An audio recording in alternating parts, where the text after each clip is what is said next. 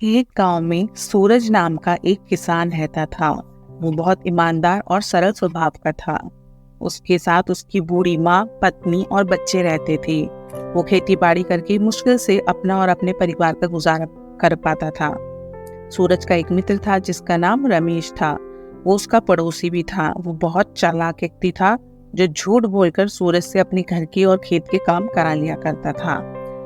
एक बार बरसात की वजह से सूरज की फसल को नुकसान हो जाता है। उसके पास खाने के लिए पर्याप्त अनाज भी नहीं होता है। वो अपनी माँ से कहता है, माँ, क्या इस साल मैं इतना धन और अनाज कमा सकूंगा कि घर का गुजारा अच्छे से हो जाए। उसकी माँ और उसकी पत्नी उसे हौसला देते हुए कहते हैं, मेहनत करते रहो, मेहनत का फल एक ना एक दिन जरूर मिलेगा। इस तरह सूरज फिर से अपने खेतों में मेहनत करने लगता है। एक दिन जब सूरज अपने घर में सोया होता है तो उसे एक सपना दिखाई देता है कि उसके घर में पैसों की बरसात हो रही है। ये सपना देखकर अगले दिन जब वो उठता है तो अपनी माँ को बताता है और अपनी पत्नी को बताता है कि उसने क्या सपना देखा। वो अपनी माँ से कहता है कि माँ, मैंने ये सपना देखा कि हमारे छत से पैसों की बरसात हो रही है।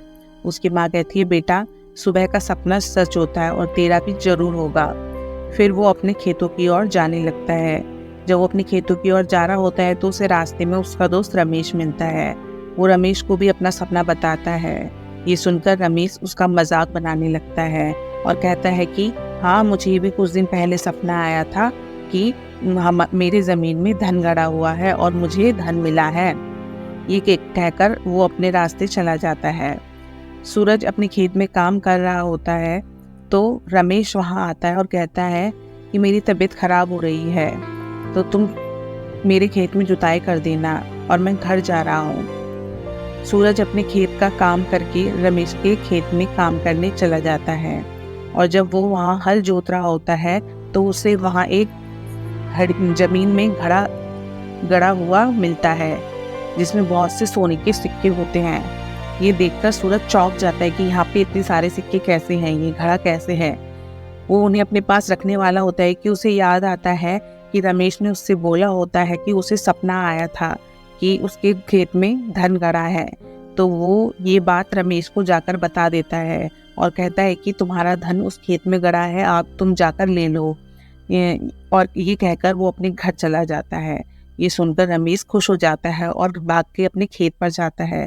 पर जैसे ही वो वहाँ पहुँचता है वो देखता है घड़े में बहुत से कीड़े और चींटियां लगी हुई हैं, जिसे देखकर रमेश गुस्से से भर जाता है और कहता है, इसने मेरे बेवकूफ़ बनाया, मैं मेरे से झूठ बोला, अब मैं इस सूरज को अभी सबक सिखाता हूँ।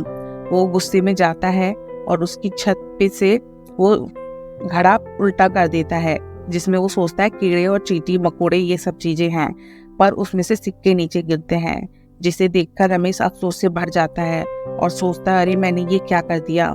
और सूरज वो सिक्के गिरते देख खुश हो जाता है और अपनी माँ से कहता है, माँ, मेरा सपना सच हो रहा है।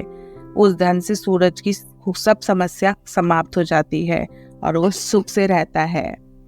तो दोस्तों, हमें इस कहानी से यही सीख मिलती है कि हमें जल्दबाजी से कोई फैसले नहीं लेने चाहिए और सब्र करना चाहिए, क्योंकि सब्र का फल मीठा होता है।